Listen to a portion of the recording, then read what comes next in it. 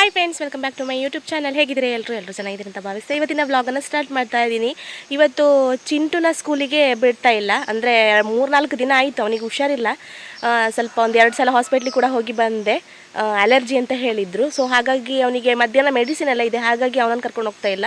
ಚಿನ್ನು ಮತ್ತು ನಾನು ಮಾತ್ರ ಹೋಗ್ತಾ ಇದ್ದೀವಿ. ಇನ್ನು ನನ್ನ ಒಂದು ಚಿಕ್ಕ ಉದಾಸೀನತೆಯಿಂದಾಗಿ ನಾನೊಂದು 2 ಅಡ್ವರ್ಟ್ ಮಾಡ್ಕೊಂಡಿದ್ದೀನಿ. ಅದು ಮನೆಯಲ್ಲಿ ಮಾಡ್ಕೊಂಡಿರೋಂಥದ್ದು ಏನು ಕತೆ ಅಂತ ಹೇಳ್ತೀನಿ ಮುಂದೆ, ವಿಡಿಯೋ ನೋಡಿ ಎಲ್ಲೂ ಸ್ಕಿಪ್ ಮಾಡಬೇಡಿ.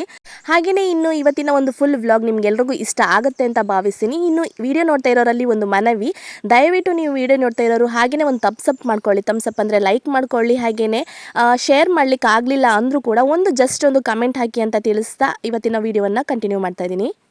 ಹಾಗೆಯೇ ಇಲ್ಲಿ ನಾನು ಮತ್ತು ಚಿನ್ನು ಹೊರಡ್ತಾ ಇದ್ದೀವಿ ಸ್ಕೂಲಿಗೆ. ಇಲ್ಲಿ ನಮ್ಮಲ್ಲಿ ಇಳ್ಕೊಂಡು ಬರುವಷ್ಟೊತ್ತಿಗೆ ಇಲ್ಲಿ ದೊಡ್ಡ ಕೆರೆ ಸಿಗುತ್ತೆ. ಅಂದರೆ ಹಿಂದಿನ ದಿನ ಸ್ವಲ್ಪ ಅಲ್ಲಿ ಏನೋ ಪ್ರಾಬ್ಲಮ್ ಆಗಿತ್ತು ನೀರು ಬಿಡಲಿಕ್ಕೆ ಅಂತ ಹೇಳಿ ಭಾವ ಹೇಳ್ತಾ ಇದ್ರು. ಅದು ಚಿನ್ನುಗೆ ಗೊತ್ತಾಗಿದೆ. ಸೊ ಹಾಗಾಗಿ ಇವಾಗ ಕೆರೆ ಹತ್ರ ಎಲ್ಲ ಹೋಗಿ ನೋಡ್ತಾ ಇದ್ದಾನೆ. ಏನಾಗಿದೆ, ಯಾಕೆ ಪಂಪ್ ಹಾರ್ತಾ ಇಲ್ಲ ಅಂತ ಹೇಳಿ ಅಂತ ತುಂಬ ಕ್ವಶನ್ ಅವನು ಯಾವಾಗಲೂ ಹಾಗೆ ಇಲ್ಲಿ ಸ್ಕೂಲಿಗೆ ಹೋಗುವಾಗ ಇಲ್ಲಿ ಕೆರೆ ಹತ್ರ ಬಂದು ಒಮ್ಮೆ ನಿಂತು ನೋಡಿ ಒಂದು ಚಿಕ್ಕ ಕಲ್ಲಾದರೂ ಹೊಡೆದು ಹೋಗ್ಬೇಕು ಅವನಿಗೆ. ಅದೊಂದು ಅಭ್ಯಾಸ ಆಗಿಬಿಟ್ಟಿದೆ ಅವನಿಗೆ. ಹಾಗೆಯೇ ಅಲ್ಲಿ ನಿಂತ್ಕೊಂಡು ನೋಡ್ತಾ ಇದ್ದಾನೆ. ಇವಾಗ ಯಾಕಂತ ಅಮ್ಮ ನೀರು ಹಾರೋದಿಲ್ಲ, ಏನು ಪ್ರಾಬ್ಲಮ್ ಆಗಿದೆ ಅಂತೆಲ್ಲ ಕೇಳ್ತಾ ಇದ್ದ. ಸೊ ಹಾಗಾಗಿ ಅವನಿಗೆ ಸ್ವಲ್ಪ ಎಕ್ಸ್ಪ್ಲೈನ್ ಮಾಡ್ತಾ ಇದ್ದೆ. ಹಾಗೆಯೇ ಅವನ ಕ್ವಶನ್ಸ್ ಯಾವಾಗಲೂ ಇದ್ದೇ ಇರುತ್ತೆ. ಮತ್ತು ದೊಡ್ಡಪ್ಪ ಮಾಡೋ ಕೆಲಸದಲ್ಲಿ ಅವನಿಗೆ ಇಂಟ್ರೆಸ್ಟ್ ಜಾಸ್ತಿ. ನಾನು ಏನು ಕೆಲಸ ಮಾಡಿದ್ರು ಅವನಿಗೆ ಯಾವಾಗಲೂ ಅದು ಕೇರ್ಲೆಸ್.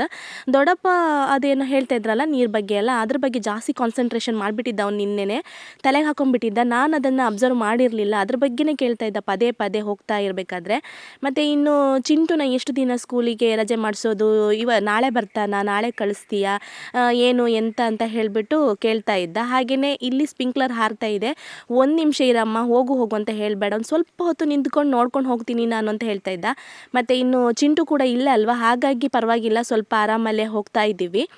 ಇನ್ನೇನು ಇವಾಗ ಮಾರ್ಚ್ ಅಲ್ವಾ, ಇನ್ನೇ ಒಂದು 2 ತಿಂಗಳು ಬೇಸಿಗೆ ಇದೆ ಅಷ್ಟೇ. ಮತ್ತು ಮೇ ಎಂಡಿಗೆಲ್ಲ ಮಳೆ ಸ್ಟಾರ್ಟ್ ಆಗಿಬಿಡುತ್ತೆ. ಇನ್ನು ಕಳೆದ ವರ್ಷಕ್ಕೆ ಕಂಪೇರ್ ಮಾಡಿದರೆ ಮೇ ಮಧ್ಯದಲ್ಲಿಯೇ ಮಳೆ ಸ್ಟಾರ್ಟ್ ಆಗಿಬಿಡೋ ಚಾನ್ಸಸ್ ಕೂಡ ಇರುತ್ತೆ. ಇವಾಗಲೇ ನಮ್ಮಲ್ಲೆಲ್ಲ ಮೋಡ ಆಗೋದು ಮತ್ತು ಮಳೆ ಹನ್ಕೋದು ಈ ಥರ ಎಲ್ಲ ಆಗ್ತಾಯಿದೆ. ಸೊ ಹಾಗಾಗಿ ಭಾವ ಇಲ್ಲಿ ಸೌದೆಗೆ ಏನು ಬೇಕು ತಯಾರಿ ಅದನ್ನೆಲ್ಲ ಮಾಡ್ಕೊಳ್ತಾ ಇದ್ದಾರೆ. ಅಂದರೆ ಎಲ್ಲ ನಾವು ಬೇಗನೆ ರೆಡಿ ಮಾಡ್ಕೊಳ್ಬೇಕು. ಲಾಸ್ಟ್ ಟೈಮ್ ಕಳೆದ ವರ್ಷ ಹಾಗೆಯೇ ನೆಗ್ಲೆಕ್ಟ್ ಮಾಡಿಬಿಟ್ಟು ಎಷ್ಟೋ ಜನರು ಹೇಳ್ತಾಯಿದ್ರು ಏನೂ ಆಗಿರಲಿಲ್ಲ ನಮ್ಮ ಮನೆಯಲ್ಲಿ ಅಂತ ಹೇಳಿ. ಅಂದರೆ ಸೌದೆ ಮಾಡ್ಕೊಂಡಿರಲಿಲ್ಲ. ಕೊತ್ತೊಳಿಕೆ ಅಂದರೆ ನೀರು ಬಿಸಿ ಮಾಡಲಿಕ್ಕೆ, ಸ್ನಾನ ಮಾಡಲಿಕ್ಕೆ ನೀರು ಬಿಸಿ ಮಾಡಬೇಕಲ್ಲ, ಅದಕ್ಕೆ ಬೇಕಾಗಿರುವಂತಹ ಕೊತ್ತೊಳಿಕೆ ಅದು ಏನೂ ರೆಡಿ ಮಾಡ್ಕೊಂಡಿರಲಿಲ್ಲ ಅಂತ ಹೇಳಿ ಸುಮಾರು ಜನ ಹೇಳಿದ್ದು ಕೇಳಿದ್ದೀವಿ. ನಮ್ಮ ಮನೆಯಲ್ಲೂ ಕೂಡ ಸರಿಯಾಗಿ ಆಗಿರಲಿಲ್ಲ.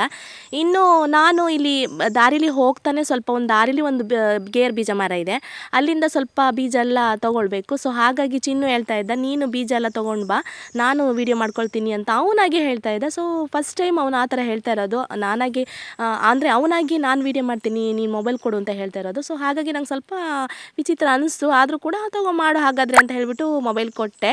ಇನ್ನು ಕಳೆದ ವರ್ಷಕ್ಕೆ ಕಂಪೇರ್ ಮಾಡಿದರೆ ಈ ವರ್ಷ ಈ ಮರದಲ್ಲಿ ಬೀಜ ತುಂಬ ಕಡಿಮೆ ಆಗಿದೆ. ನಮ್ಮ ಮನೆಯವರು ಹೇಳ್ತಾ ಇದ್ದರು ಇನ್ನೂ ಆಗುತ್ತೆ, ಅದು ಸ್ವಲ್ಪ ಲೇಟಾಗಿ ಆಗೋದು ಅಂತ ಹೇಳಿಬಿಟ್ಟು. ಆದರೂ ನಾನು ಕಂಪೇರ್ ಮಾಡಿದಾಗ ನನಗೆ ಅನಿಸಿದ ಪ್ರಕಾರ ಸ್ವಲ್ಪ ಕಡಿಮೆನೇ ಆಗಿದೆ.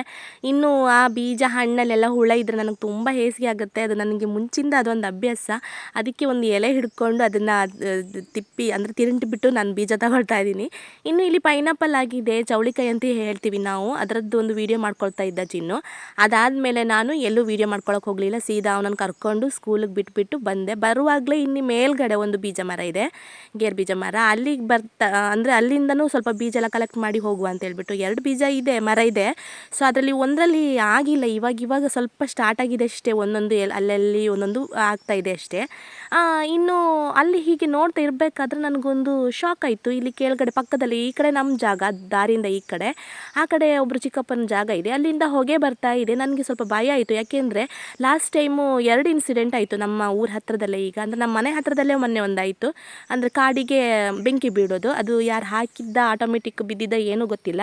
ಮತ್ತು ಇನ್ನು ಚಿಂಟು ಅಂಗನವಾಡಿ ಹೋಗ್ತಾನಲ್ಲ, ಅವರ ಟೀಚರ್ ಮನೆ ಹತ್ರನೂ ಹಾಗೆ ಆಗಿಬಿಟ್ಟಿತ್ತು. ಆಲ್ರೆಡಿ ಒಂದು 4-5 ಎಕರೆ ಎಲ್ಲ ಸುಟ್ಟೋಗ್ಬಿಟ್ಟು ಅವ್ರ ಮನೆ ಹತ್ರ ತನಕ ಬಂದಿತ್ತು ಬೆಂಕಿ. ಹಾಗೆಲ್ಲ ಆಗಿಬಿಟ್ಟಿತ್ತು, ಕಾಡಿಗೆ ಕಿಚ್ಚು ಬೀಳೋದು ಅಂತ ಹೇಳ್ತೀವಿ ನಾವು, ಹಾಗೆಲ್ಲ ಆಗಿಬಿಟ್ಟಿತ್ತು. ಸೊ ಹಾಗಾಗಿ ನಂಗೆ ಇಲ್ಲಿ ಹೊಗೆ ಬರ್ತಾ ಇದೆಲ್ಲ ಹೆದರಿಕೆ ಇತ್ತು. ಅದಕ್ಕೆ ಬಂದು ನೋಡೋಣ ಅಂತ ಬರ್ತಾಯಿದ್ದೀನಿ. ಮತ್ತೆ ನೋಡಬೇಕಾದ್ರೆ ಅದು ಕೆಳಗಡೆ ತೋಟ ಇದೆ, ಅಲ್ಲಿ ತೋಟದಲ್ಲಿ ಸೈಡಲ್ಲಿ ಏನೋ ಅದು ಸೋಗೆ ಎಲ್ಲ ಬಿದ್ದಿರುತ್ತಲ್ಲ, ಅದಕ್ಕೆಲ್ಲ ಬೆಂಕಿ ಹಾಕಿದ್ದು ಅಂತ ಅನಿಸುತ್ತೆ. ಅಲ್ಲಿ ಯಾರೋ ಇದ್ದರು, ಸೊ ಹಾಗಾಗಿ ನನಗೆ ಸ್ವಲ್ಪ ಸಮಾಧಾನ ಆಯಿತು ನೋಡಿದ ತಕ್ಷಣ. ಮತ್ತು ಇಲ್ಲಿ ನೀವು ನೋಡ್ತಾ ಇರಬಹುದು, ನಮ್ಮ ಒಂದು ಗೇರ್ ಮರ ಇದೆಯಲ್ಲ, ಅದರದ್ದು ಒಂದು ಗೆಲ್ಲು ಬಂದುಬಿಟ್ಟು ರೋಡ್ಗಿಂತ ಮೇಲೆ ಇರುವಂಥದ್ದು, ಅದರಲ್ಲಿಯೇ ಸ್ವಲ್ಪ ಆಗಿದ್ದು ಈ ಸತಿ. ಅದು ಸುಮಾರು ಬೀಜ ರೋಡಿಗೆ ಬಿದ್ದು ಎಲ್ಲ ಹಾಳಾಗುತ್ತೆ. ಸೊ ಹಾಗಾಗಿ ನಾನು ಏನು ಮಾಡ್ತೀನಿ, ಅದು ಸ್ವಲ್ಪ ಜಾಸ್ತಿ ಆಗೋ ಟೈಮಲ್ಲಿ ನಾನು ದಿನದಲ್ಲಿ ಒಂದು 2 ಸಲ ಬಂದು ಸ್ವಲ್ಪ ಸೈಡಿಗೆಲ್ಲ ಹಾಕಿ ಹೋಗೋದು, ಈ ಥರ ಎಲ್ಲ ಮಾಡಿದ್ದೆ. ಸೊ ಹಾಗಾಗಿ ಸ್ವಲ್ಪ ಬೀಜ ಸಿಕ್ತು ನನಗೆ ಈ ವರ್ಷ. ಇನ್ನು ನನಗೆ ಒಂದು ಸ್ವಲ್ಪ ಬೀಜ ಸಿಕ್ತು, ಅದನ್ನು ಕಲೆಕ್ಟ್ ಮಾಡಿಬಿಟ್ಟು ಮತ್ತೆ ಸೀದಾ ನಾನು ತೋಟಕ್ಕೆ ಹೋದೆ. ಚಿಂಟು ಮನೇಲಿದ್ದಾನೆ, ಅವ್ನ ಮಾತೆಲ್ಲ ನನಗೆ ಕೇಳಿಸ್ತಾ ಇದೆ, ಆದರೂ ಕೂಡ ಆರಾಮಾಗಿದ್ದಾನೆ, ಏನು ಅಳ್ತಾ ಏನಿರಲಿಲ್ಲ. ಸೊ ಹಾಗಾಗಿ ಟೆನ್ಷನ್ ಇಲ್ಲದೆ ಸ್ವಲ್ಪ ನನ್ನ ಕೆಲಸ ಎಲ್ಲ ಮುಗಿಸ್ಕೊಳ್ತಾ ಇದ್ದೆ. ತಾತನ ಹತ್ರ ಮಾತಾಡ್ತಾ ಇರೋದು ಎಲ್ಲ ಕೇಳಿಸ್ತಾ ಇತ್ತು ನನಗೆ. ಹಾಗೆ ಇಲ್ಲೊಂದು ನಾನು ಯಾವುದು ಕಾಳು ಮೆಣಸಿನ ಬಳ್ಳಿನ ತೋರಿಸ್ತಾ ಇದ್ದೀನಲ್ಲ, ಅದು ಸ್ವಲ್ಪ ಚೆನ್ನಾಗಿ ಬೆಳೆದಿತ್ತು ಈ ಬಳ್ಳಿ. ಬಟ್ ಅದು ಅಡಿಕೆ ಕೊಯ್ಯುವಾಗ ಕೀಲೆ ಬಿದ್ದುಬಿಟ್ಟು ಮುರಿದೋಗಿತ್ತು. ಅದೆಲ್ಲ ಸ್ವಲ್ಪ ಕಟ್ಟಿ ಮತ್ತೆ ನಾನು ಮುಂದೆ ಬಂದೆ. ಇಲ್ಲಿ ಒಂದು ಕಾಳುಮೆಣಸಿನ ಬಳ್ಳಿಯಲ್ಲಿ ಇದು ಸಾಯ್ಲಿಕ್ಕಾಗಿದೆ. ಕಳೆದ ವರ್ಷ ಇದರಲ್ಲಿ ತುಂಬಾ ಆಗಿಬಿಟ್ಟಿತ್ತು. ಇದು ಒಂದು ಬಳ್ಳಿಲಿ ನಮಗೆ ತುಂಬ ಸಿಕ್ಕಿತ್ತು ಮೆಣಸು. ಈ ವರ್ಷ ಎಲ್ಲ ಸಾಯ್ಲಿಕ್ಕೆ ಬಂದಿದೆ, ಎಂತ ಗೊತ್ತಿಲ್ಲ. ಇದರಲ್ಲಿ ಆಗೇ ಇರಲಿಲ್ಲ ಈ ವರ್ಷ. ತಲೆಯಲ್ಲಿ ಒಂದು ಸ್ವಲ್ಪ ಇತ್ತು, ಅದೆಲ್ಲ ಉದ್ರಿ ಬೀಳ್ತಾ ಇತ್ತು ಅಷ್ಟೇ, ಕುಯ್ಲಿಕ್ಕೆ ಏನಾಗ್ತಿರ್ಲಿಲ್ಲ. ಸೊ ಹಾಗಾಗಿ ಅದನ್ನು ಸ್ವಲ್ಪ ಕಲೆಕ್ಟ್ ಮಾಡಿಕೊಂಡು ಇನ್ನು ಜಟ್ಟು ಚೇಂಜ್ ಮಾಡಲಿಕ್ಕಿದೆ. ಸೊ ಹಾಗಾಗಿ ಒಂದು ಕಡೆಯಿಂದ ಜಟ್ಟು ತೆಗೆದು ಎಲ್ಲ ಬಕೆಟಿಗೆ ಹಾಕ್ಕೊಂಡೆ, ಇನ್ನೊಂದು ಕಡೆ ಎಲ್ಲ ಹಾಕ್ತಾ ಹೋಗಬೇಕು. ಆ ಕೆಲಸನೂ ಕೂಡ ಮುಗಿಸ್ಕೊಳ್ತೀನಿ ಇವಾಗ. ಇನ್ನು ಜಟ್ಟು ಕೂಡ ಎಲ್ಲ ಚೇಂಜ್ ಮಾಡಿಕೊಂಡೆ, ಮತ್ತು ಸೋಗೆ ಕಡಿಯೋದು ಅದನ್ನೆಲ್ಲ ಮುಗಿಸ್ಕೊಂಡು ತೋಟದಲ್ಲಿ ಏನೆಲ್ಲ ಫಿನಿಷ್ ಮಾಡೋದಿದೆ ಆಲ್ಮೋಸ್ಟ್ ಎಲ್ಲ ಫಿನಿಷ್ ಮಾಡಿಕೊಂಡು ಒಂದು ಕೊಕ್ಕೋ ಕೂಡ ಸಿಕ್ತು. ಅದಾದಮೇಲೆ ಕೆಳಗಡೆ ಕೆರೆ ಹತ್ರ ಬಂದೆ. ಕೆರೆ ಹತ್ರ ಬಂದು ಡೈಲಿ ಬೆಳಿಗ್ಗೆ ಒಂದು ಸಲ ನೋಡಬೇಕಾಗತ್ತೆ, ಅಂದರೆ ನೀರು ಬರ್ತಾ ಇದೆಯಾ ಇಲ್ವಾ ಪೈಪಲ್ಲಿ ಅಂತ ಹೇಳಿಬಿಟ್ಟು. ಅಲ್ಲಿ 2 ಪೈಪ್ ಹಾಕಿದ್ದೀವಿ ನಾವು ತೋಡಿಂದ ಒಳಗಡೆ. ಅಂದರೆ ನೀರು ಇವಾಗ ಕೆರೆಯಲ್ಲಿ ಬರ್ತಾ ಇಲ್ಲ, ಬೇಸಿಗೆ ಅಲ್ಲ, ಹಾಗಾಗಿ ಸೊ ತೋಡಿಂದ ನೀರು ಏನಿದೆ ಅದನ್ನು ತೊಗೊಂಡು ಮತ್ತೆ ನಾವು ಪಂಪಲ್ಲಿ ಬಿಡುವಂಥದ್ದು ತೋಟಕ್ಕೆಲ್ಲ. ಸೊ ಹಾಗಾಗಿ ಅದನ್ನು ಬರ್ತಾ ಇದೆಯಾ ಇಲ್ವಾ ಅಂತ ಹೇಳಿ ಚೆಕ್ ಮಾಡ್ಕೊಳ್ಬೇಕು. ಬತ್ತಲಿಲ್ಲ ಅಂದರೆ ಹೋಗಿ ಪೈಪನ್ನೆಲ್ಲ ಚೆಕ್ ಮಾಡಿ ಕಾಡು ಏನಾದರೂ ತುಂಬಿಕೊಂಡಿದೆಯಾ ಅಂತ ನೋಡಿ ಅದನ್ನು ಕ್ಲಿಯರ್ ಮಾಡಿ ಕೊಟ್ಟು ಮತ್ತೆ ಬರಬೇಕು. ಹಾಗೆ ಇದೆಲ್ಲ ಮುಗಿಸ್ಕೊಂಡು ಮತ್ತೆ ಮನೆ ಹತ್ರ ಬಂದೆ ನಾನು. ಮನೆ ಹತ್ರ ಬಂದ ತಕ್ಷಣ ಇಲ್ಲಿ ಮಾವ ಏನು ಮಾಡ್ತಾ ಇದ್ದಾರೆ, ಗೇರ್ ಬೀಜ ಕಳೆದ ವರ್ಷದ್ದು ಅದು ಒಲೆ ಕಳಿ ಅಡಿಯಲ್ಲಿ ಇಟ್ಟಿರ್ತೀವಿ. ಸೊ ಅದನ್ನು ಇವತ್ತು ಸಾಂಬಾರು ಮಾಡುವ ಅಂತ ಹೇಳಿ ಅದನ್ನು ಕಟ್ ಮಾಡ್ತಾ ಇದ್ದಾರೆ. ಇನ್ನು ಚಿಂಟು ತುಂಬಾ ಕಿರಿಕಿರಿ ಮಾಡ್ತಾ ಇದ್ದ, ಉಪದ್ರ ಮಾಡ್ತಾ ಇದ್ದ. ಸೊ ಹಾಗಾಗಿ ಅವನಿಗೆ ಏನಾದರೂ ಒಂದು ಕೆಲಸ ಕೊಡಬೇಕು ಅಂತ ಹೇಳಿಬಿಟ್ಟು, ಇಲ್ಲಿ ನೋಡು ಕಾಳು ಮೆಣಸೆಲ್ಲ ಇದೆ ಅಲ್ಲ, ಅದನ್ನೆಲ್ಲ ಬಿಡಿಸು ನೀನು ಅಂತ ಹೇಳ್ಬಿಟ್ಟು ಒಂದು ಯಾವುದು ಬಕೆಟ್ ಮುಚ್ಚಳ ಇದೆ ಅದಕ್ಕೆ ಹಾಕಿ ಕೊಟ್ಟಿದ್ದೆ ನಾನು. ಆ ಕೆಲಸ ಆದರೂ ಮಾಡು ನೀನು ಅಂತ ಹೇಳಿಬಿಟ್ಟು.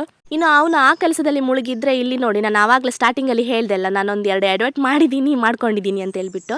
ಇದು ಕೊಕ್ಕೋ ಬೀಜ, ಒಣಗಿರೋ ಕೊಕ್ಕೋ ಬೀಜ. ನಾನು ಏನು ಮಾಡಿದ್ದೀನಿ ಅಂತ ಹೇಳಿದರೆ, ಸ್ವಲ್ಪ ಚೆನ್ನಾಗಿಲ್ಲದೆ ಇರೋ ಬೀಜ ಮತ್ತು ಚೆನ್ನಾಗಿರೋ ಬೀಜ ಒಟ್ಟಿಗೆ ಹಾಕಿಬಿಟ್ಟಿದ್ದೀನಿ. ಮತ್ತು ಇನ್ನೊಂದು ಏನು ಅಂತ ಹೇಳಿದರೆ, ಅದಕ್ಕೇನೋ ಸ್ವಲ್ಪ ನೀರೇನೋ ಬಿದ್ದಿದೆ ಅಂತ ಅನಿಸುತ್ತೆ. ಇದು ನನ್ನ ನೆಗ್ಲೆಕ್ಟಿಂದನೇ ಆಗಿದ್ದು. ಸೊ ಅದು ಹಾಳಾಗಿದೆ, ಅದನ್ನು ಇನ್ನೂ ಬಿಸಿಲಿಗೆ ಹಾಕಿ ಅದನ್ನು ಸಪ್ರೇಟ್ ಮಾಡಬೇಕು. ಅದೊಂದು ಎಕ್ಸ್ಟ್ರಾ ಕೆಲಸ ಆಯಿತು ಇವಾಗ ನನ್ನ ಎಡವಟ್ಟಿಂದನೇ, ಅಂದರೆ ನನ್ನ ಉದಾಸೀನತೆಯಿಂದನೇ ಹಾಗಾಗಿದ್ದು. ಅದನ್ನೆಲ್ಲ ಬೇಗ ಕ್ಲಿಯರ್ ಮಾಡಿಬಿಟ್ಟು ಬೇಗ ಕೊಟ್ಟುಬಿಟ್ಟಿದ್ರೆ ಅದು ರಗಾಳೆ ಇರ್ತಿರಲಿಲ್ಲ. ಇನ್ನು ಚಿಂಟು ಇನ್ನೂ ಕಿರಿಕಿರಿ ಮಾಡ್ತಾ ಇದ್ದ, ಅದು ಬೇಕು ಇದು ಬೇಕು, ತಿಂಡಿ ಬೇಕು, ಚಹಾ ಬೇಕು ಅಂತ ಹೇಳಿಬಿಟ್ಟು. ನನಗೇನು ಕೆಲಸ ಮಾಡ್ಕೊಳ್ಳೋಕ್ಕೆ ಬಿಡಲ್ಲ ಅವ್ನ ಮನೆಯಲ್ಲಿದ್ದರೆ.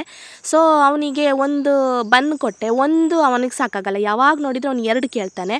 ಸೊ ಹಾಗಾಗಿ 2 ಬನ್ ಕೊಟ್ಟೆ, ರಗಳೆ ತಡೆಯೋಕ್ಕಾಗಲ್ಲ ಅಂತ ಹೇಳ್ಬಿಟ್ಟು. ಮತ್ತು ಚಿಪ್ಸ್ ಬೇಕು ಅಂತ ಹೇಳಿ ಕೇಳ್ದ, ಹಾಗೆ ಇನ್ನು ಚಿಪ್ಸ್ ಕೊಟ್ಟೆ. ಅದನ್ನು ಎಲ್ಲ ಕಲಿಸಿದ್ದಾನೆ ನೋಡಿ ಚೆನ್ನಾಗಿ. 1 ಅಲ್ಲ 2 ಅಲ್ಲ 3 ಬೌಲ್ ತೊಗೊಂಡ, ಪ್ಲೇಟ್ ಪಿಂಗಾಣಿ ಬೇಕು ಅಂತ ಹೇಳ್ಬಿಟ್ಟು ತೊಗೊಂಡ್ಬಿಟ್ಟು ಚೆನ್ನಾಗಿ ಕಲಿಸಿದ್ದಾನೆ. ಅದು ಒಂದು ಪ್ಲೇಟಲ್ಲಿ ಅನ್ನ ಅಂತೆ, ಒಂದು ಪ್ಲೇಟಲ್ಲಿ ಸಾಂಬಾರಂತೆ, ಒಂದು ಪ್ಲೇಟಲ್ಲಿ ಚಿಕನ್ ಅಂತೆ. ಇನ್ನು ಬೈಕ್ ಬಿಡೋದು ಹಾಗೆ ಹೀಗೆ ಅಂತ ಹೇಳ್ಬಿಟ್ಟು ಅವನು ಆಟ ಆಡ್ತಾ ಇದ್ದ. ಇನ್ನು ಅಕ್ಕ ಈ ಕಡೆ ಸ್ವಲ್ಪ ಹರವೆ ಸೊಪ್ಪು ಬೆಳೆದಿದ್ರು, ಅವರು ಸ್ವಲ್ಪ ಕೃಷಿ ಮಾಡಿದ್ದಾರೆ. ಅದನ್ನೆಲ್ಲ ಕುಯ್ಕೊಂಡು ಬಂದಿಟ್ಟಿದ್ರು ಪಲ್ಯ ಮಾಡೋಣ ಅಂತ ಹೇಳ್ಬಿಟ್ಟು. ಅದ್ರ ಸ್ವಲ್ಪ ಹುಳ ಆಗಲಿ ಸ್ಟಾರ್ಟ್ ಆಗಿದೆ ಅಂತೆ, ಹಾಗಾಗಿ ನೀಟಾಗಿ ಕ್ಲೀನ್ ಮಾಡ್ತಾ ಇದ್ದಾರೆ. ಅದಕ್ಕೆ ನಾನು ಸ್ವಲ್ಪ ತಮಾಷೆ ಮಾಡ್ಕೊಳ್ತಾ ಇದ್ದೆ, ಇವತ್ತು ಸೊಪ್ಪಿಲ್ಲದ ಹರವೆಯ ಪಲ್ಯ ನಮ್ಮಲ್ಲಿ ಅಂತ ಹೇಳಿಬಿಟ್ಟು. ಹಾಗೆ ಅವರು ನಗಾಡ್ತಾ ಇದ್ರು, ನಾನು ವೀಡಿಯೋ ಮಾಡ್ಕೊಳ್ತಿದ್ದೀನಿ ಅಂತ ಗೊತ್ತಾಗಿರಲಿಲ್ಲ ಅವ್ರಿಗೆ ಫಸ್ಟಿಗೆ. ಹಾಗೆ ಇನ್ನೊಂದು ಎಡವಟ್ಟು ನಾನು ಬಂದು ಆವಾಗ ಸ್ಟಾರ್ಟಿಂಗ್ ಹೇಳ್ದ ಹಾಗೆಯೇ ಇಲ್ಲಿ ನೋಡಿ, ಇದು ಕಾಳುಮೆಣಸು, ಅದು ಬಿದ್ದಿರೋ ಕಾಳುಮೆಣಸು ಸಿಕ್ಕಿದ್ದು ಇದೆಲ್ಲ, ಅದು ಎಲ್ಲ ಒಟ್ಟಿಗೆ ಹಾಕಿಬಿಟ್ಟಿದ್ದೀನಿ ನಾನು. ಅದನ್ನು ಫಸ್ಟಿಗೆ ಬಿಡಿಸಿ ಇಟ್ಕೊಂಡಿದ್ರೆ ಇಷ್ಟೊಂದು ಕಿರಿಕಿರಿ ಆಗ್ತಿರಲಿಲ್ಲ. ಇದು ಇವಾಗ ಕಿರಿಕಿರಿ ಅಂತ ಅನಿಸ್ತಾ ಇದೆ ನನಗೆ, ಅದನ್ನು ಬಿಡಿಸ್ಬೇಕು, ಅದು ಸುಮಾರು ಕೆಲಸ ಇದೆ, ಆ ಕೆಲಸನೂ ಕೂಡ ಮುಗಿಸ್ಕೊಳ್ತೀನಿ. ಹಾಗೆಯೇ ಮತ್ತು ಇನ್ನೊಂದು ಏನಂತ ಹೇಳಿದರೆ, ನಾನು ಸ್ಕೂಲಿಂದ ಬರುವಾಗಲೇ ನೋಡಿದ್ದು, ಇದು ಉಂಡೆ ಹುಳಿ ಅಂತ ಹೇಳ್ತೀವಿ. ಉಂಡೆ ಹುಳಿನ ಮಾವ ಬಾವ ಅಕ್ಕ ಎಲ್ಲ ಸೇರಿಬಿಟ್ಟು ಕಟ್ ಮಾಡಿಬಿಟ್ಟು ಒಣಗಿ ಹಾಕಿದ್ದಾರೆ. ಅದರದ್ದೊಂದು ಪರಿಮಳ ಬರ್ತಾಯಿತ್ತು, ತುಂಬ ಚೆನ್ನಾಗಿತ್ತು. ಇನ್ನು ಯಾನು ಚಿಂಟು ಬಾವ ಎಲ್ಲ ಕೂತ್ಕೊಂಡು ಆಟ ಆಡ್ತಾ ಇದ್ದಾರೆ. ಮಕ್ಕಳು ದೊಡ್ಡಪ್ಪನ ಹತ್ರ ಕೇಳ್ತಾ ಇದ್ರು, ದೊಡ್ಡಪ್ಪ ನೀವು ನಮ್ಮ ಜೊತೆ ಆಟಕ್ಕೆ ಇದ್ದೀರಾ ಇಲ್ವಾ ಹೇಳಿ ಅಂತ ಹೇಳ್ಬಿಟ್ಟು. ಸೊ ಹಾಗಾಗಿ ಹಾಗೆ ಬಂದೆ, ಒಂದು ಚಿಕ್ಕ ವೀಡಿಯೋ ಮಾಡಿಕೊಂಡೆ. ಇನ್ನು ಚಿನ್ನು ಹೇಳೋದು ಅಂದರೆ ಅಮ್ಮ ನೀನು ಬರಬೇಕಿದ್ರೆ ಮುಂಚೆ ನಾವು ಯಾವ ಥರ ಆಟ ಆಡಿದ್ದೀವಿ ಅಂತ ಹೇಳಿಬಿಟ್ಟು ನಾವು ಎಕ್ಸ್ಪ್ಲೇನ್ ಮಾಡ್ತಾಯಿದ್ದ. ಯಾನು ಎಂಥದೋ ಕೇಳೋದಂತೆ, ಇವನೇನೋ ಹೇಳೋದಂತೆ, ಹಾಗೆ ಹೇಳ್ತಾ ಇದ್ದ. ಅವ್ರದ್ದು ಆ್ಯಕ್ಷನ್ ತುಂಬ ಚೆನ್ನಾಗಿತ್ತು. ಇವನಿಗೊಂದು ಚಿಕ್ಕ ಕೆಟ್ಟ ಅಭ್ಯಾಸ ಇದೆ, ಅದು ನೋಡಿ ಮೂಗಿಗೆ ಕೈ ಹಾಕ್ಕೊಳ್ತಾ ಇರೋದು ಯಾವಾಗಲೂ. ಅವನಿಗೆ ಇವಾಗ ಶೀತ ಆಗಿದೆ, ಶೀತ ಆದಾಗ ಮಾತ್ರ ಅವನು ಆ ಥರ ಮಾಡ್ತಾನೆ, ಬೇರೆ ಟೈಮಿಗೆಲ್ಲ ಮಾಡಲ್ಲ. ಸೊ ಅದಾದಮೇಲೆ ನಾನು ಅವನ ಕಡೆ ಜಾಸ್ತಿ ಗಮನ ಕೊಡೋದು, ಅವನನ್ನು ಮಲಗಿಸೋದು, ಮೆಡಿಸಿನ್ ಕೊಡೋದು, ಊಟ ಕೊಡೋದು, ಇದೇ ಮಾಡ್ತಾ ಇದ್ದೆ. ಅದಾದಮೇಲೆ ಎಲ್ಲೂ ವೀಡಿಯೋಸ್ ಮಾಡ್ಕೊಳಕ್ಕೆ ಹೋಗಲಿಲ್ಲ. ಇದಿನ್ನೂ ಸಂಜೆ ವೀಡಿಯೋ ಮಾಡ್ಕೊಂಡಿರೋದು ನಾನು. ಮಕ್ಕಳನ್ನ ಅಂದರೆ ಚಿನ್ನನ ಸ್ಕೂಲಿಂದ ಕರ್ಕೊಂಡು ಬಂದೆ, ಮತ್ತು ಬಾಕಿದೆಲ್ಲವರು ಮನೆಗೆ ಬಂದರು. ಸಂಜೆ ಅವ್ರ ಹೋಮ್ವರ್ಕ್ ಎಲ್ಲ ಮುಗಿಸ್ಕೊಂಡು ಇಲ್ಲಿ ಬೀಜ ಮರ ಹತ್ರ ಬಂದಿದ್ದಾರೆ ನೋಡಿ. ಇವಾಗ ಗೇರು ಬೀಜ ಕುಯ್ಯೋದಂತೆ ಇವರು, ಕುಯ್ಯೋದಲ್ಲ ಬಟ್ ಅದು ಬಿದ್ದಿದೆ ಏನು ಅದನ್ನೆಲ್ಲ ಕಲೆಕ್ಟ್ ಮಾಡ್ಕೊಳ್ಳೋದು. ಅದೇ ನಾನು ಹೇಳಿದೆಲ್ಲ, ದೊಡ್ಡಪ್ಪನ ಕೆಲಸ ಅಂತಂದರೆ ಎಲ್ಲರೂ ಸೇರ್ಕೊಂಡು ಮಾಡ್ತಾರೆ. ದೊಡ್ಡಪ್ಪ ಹೇಳಿದ್ರು ಬೀಜ ಎಲ್ಲ ಹೇಳ್ಕೊಂಡು ಬನ್ನಿ ಅಂತ ಹೇಳ್ಬಿಟ್ಟು. ಹಾಗಾಗಿ ಇಲ್ಲಿ ಎಲ್ಲ ಬೀಜ ಹೆರ್ತಾ ಇದ್ದಾರೆ. ಬೀಜ ಹೆರ್ಕ್ಲಿಕ್ಕಿಂತ ಜಾಸ್ತಿ ಇವರು ಆಟ ಆಡ್ತಾ ಇದ್ದಾರೆ. ಇಲ್ಲಿ ಪೂಸಿ ಹೊಡಿತಿದ್ದಾರೆ ಅಂತಲೇ ಹೇಳ್ಬೋದು. ಚಿಂಟು ನೋಡಿ ನೀಟಾಗಿ, ಅವರೆಲ್ಲ ಅಲ್ಲಿ ಆಟ ಆಡ್ತಾ ಇದ್ದರೆ ಚಿಂಟು ಮಾತ್ರ ಸಿನ್ಸಿಯರಾಗಿ ಕೆಲಸ ಮಾಡ್ತಾ ಇದ್ದಾನೆ.